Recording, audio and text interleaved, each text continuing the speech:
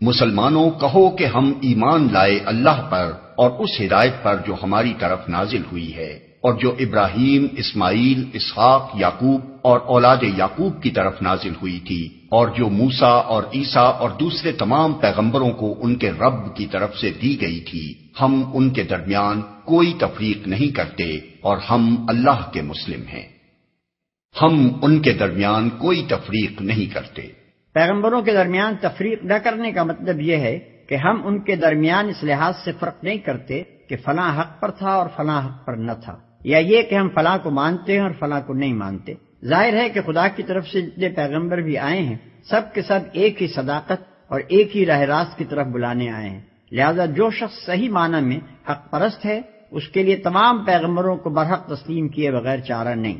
جو لوگ کسی پیغمبر کو مانتے اور کسی کا انکار کرتے ہیں وہ حقیقت میں اس پیغمبر کے بھی پیرو نہیں ہیں جسے وہ مانتے ہیں، کیونکہ انہوں نے دراصل اس عالمگیر صراط مستقیم کو نہیں پایا ہے جسے حضرت موسیٰ علیہ السلام یا عیسیٰ علیہ السلام یا کسی دوسرے پیغمبر نے پیش کیا تھا، بلکہ وہ محض باپ دادا کی تقلید میں ایک پیغمبر کو مان رہے ہیں۔ ان کا اصل مذہب نسل پرستی کا تعصب اور آباء و اجداد کی اندھی تقلید ہے، نہ کہ کسی پیغمبر کی پیروی۔ پھر اگر وہ اسی طرح ایمان لائیں جس طرح تم لائے ہو تو ہدایت پر ہیں، اور اگر اس سے منہ پھیریں تو کھلی بات ہے کہ وہ ہٹ دھرمی میں پڑ گئے ہیں، لہذا اطمینان رکھو کہ ان کے مقابلے میں اللہ تمہاری حمایت کے لیے کافی ہے، وہ سب کچھ سنتا اور جانتا ہے۔ کہو اللہ کا رنگ اختیار کرو، اس کے رنگ سے اچھا اور کس کا رنگ ہوگا، اور ہم اسی کی بندگی کرنے والے لوگ ہیں۔ اللہ کا رنگ اختیار کرو۔ اس آیت کے دو ترجمے ہو سکتے ہیں، ایک یہ کہ ہم نے اللہ کا رنگ اختیار کر لیا، دوسرے یہ کہ اللہ کا رنگ اختیار کرو۔ مسیحیت کے ظہور سے پہلے یہودیوں کے ہاں یہ رسم تھی کہ جو شخص ان کے مذہب میں داخل ہوتا اسے غسل دیتے تھے، اور اس غسل کے معنی ان کے ہاں یہ تھے کہ گویا اس کے گناہ دھل گئے اور اس نے زندگی کا ایک نیا رنگ اختیار کر لیا۔ یہی چیز بعد میں مسیحیوں نے اختیار کر لی۔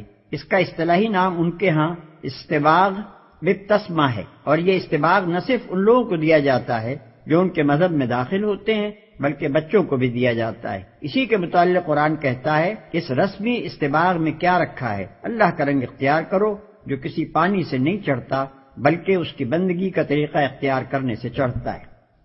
اے نبی ان سے کہو کیا تم اللہ کے بارے میں ہم سے جھگڑتے ہو، حالانکہ وہی ہمارا رب بھی ہے اور تمہارا رب بھی۔ ہمارے اعمال ہمارے لیے ہیں، تمہارے اعمال تمہارے لیے، اور ہم اللہ ہی کے لیے اپنی بندگی کو خالص کر چکے ہیں۔ ہمارا رب بھی ہے اور تمہارا رب بھی۔ یعنی ہم یہی تو کہتے ہیں کہ اللہ ہی ہم سب کا رب ہے اور اسی کی فرمانبرداری ہونی چاہیے۔ کیا یہ بھی کوئی ایسی بات ہے کہ اس پر تم ہم سے جھگڑا کرو؟ جھگڑے کا اگر کوئی موقع ہے بھی تو وہ ہمارے لیے ہے نہ کہ تمہارے لیے، کیونکہ اللہ کے سوا دوسروں کو بندگی کا مستحق تم ٹھہرا رہے ہو نہ کہ ہم۔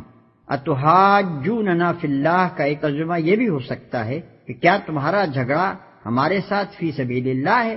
اس صورت میں مطلب یہ ہوگا کہ اگر واقعی تمہارا یہ جھگڑا نفسانی نہیں ہے بلکہ خدا واسطے کا ہے تو یہ بڑی آسانی سے طے ہو سکتا ہے۔ ہم اللہ ہی کے لیے اپنی بندگی کو خالص کر چکے ہیں۔ یعنی تم اپنے اعمال کے ذمہ دار ہو اور ہم اپنے اعمال کے۔ تم نے اگر اپنی بندگی کو تقسیم کر رکھا ہے اور اللہ کے ساتھ دوسروں کو بھی خدائی میں شریک ٹھہرا کر ان کی پرستش اور اطاعت بجا لاتے ہو تو تمہیں ایسا کرنے کا اختیار ہے۔ اس کا انجام خود دیکھ لو گے۔ ہم تمہیں زبردستی اس سے روکنا نہیں چاہتے، لیکن ہم نے اپنی بندگی، اطاعت اور پرستش کو بالکل اللہ ہی کے لیے خالص کر دیا ہے۔ اگر تم تسلیم کر لو کہ ہمیں بھی ایسا کرنے کا اختیار ہے تو خواہ مخواہ کا یہ جھگڑا آپ ہی ختم ہو جائے۔ یا پھر کیا تمہارا کہنا یہ ہے کہ ابراہیم، اسماعیل، اسحاق، یعقوب اور اولاد یعقوب سب کے سب یہودی تھے یا نصرانی تھے؟ کہو تم زیادہ جانتے ہو یا اللہ۔ اس شخص سے بڑا ظالم اور کون ہوگا جس کے ذمے اللہ کی طرف سے ایک گواہی ہو اور وہ اسے چھپائے؟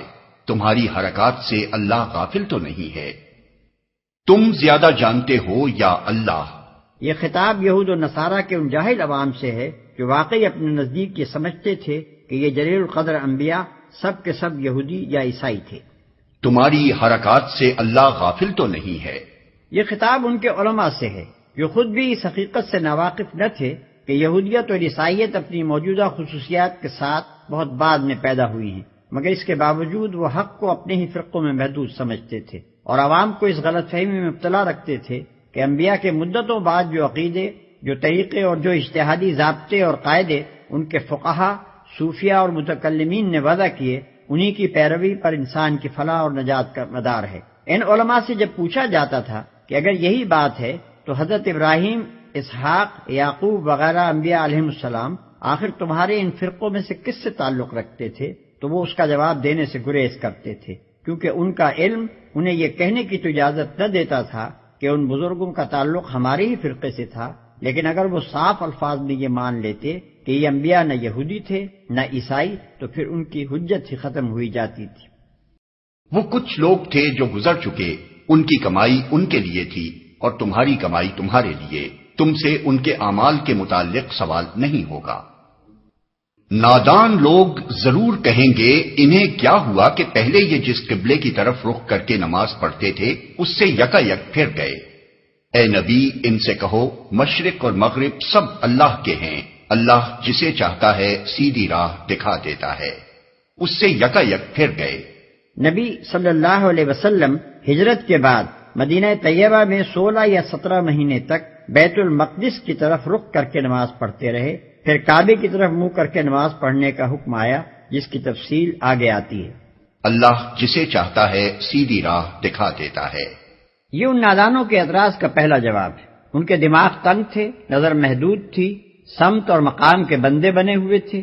ان کا گمان یہ تھا کہ خدا کسی خاص سمت میں مقید ہے، اس لیے سب سے پہلے ان کے جاہلانہ اعتراض کی تردید میں یہی فرمایا گیا کہ مشرق اور مغرب سب اللہ کے ہیں۔ کسی سمت کو قبلہ بنانے کے معنی یہ نہیں ہے کہ اللہ اسی طرف ہے۔ جن لوگوں کو اللہ نے ہدایت بخشی ہے وہ اس قسم کی تنگ نظریوں سے بالا تر ہوتے ہیں اور ان کے لیے عالمگیر حقیقتوں کے ادراک کی راہ کھل جاتی ہے۔ اور اسی طرح تو ہم نے تمہیں ایک امت وسط بنایا ہے تاکہ تم دنیا کے لوگوں پر گواہ ہو اور رسول تم پر گواہ ہو۔ پہلے جس طرف تم رخ کرتے تھے اس کو تو ہم نے صرف یہ دیکھنے کے لیے قبلہ مقرر کیا تھا کہ کون رسول کی پیروی کرتا ہے اور کون الٹا پھر جاتا ہے۔ یہ معاملہ تھا تو بڑا سخت، مگر ان لوگوں کے لیے کچھ بھی سخت ثابت نہ ہوا جو اللہ کی ہدایت سے فیض یاب تھے۔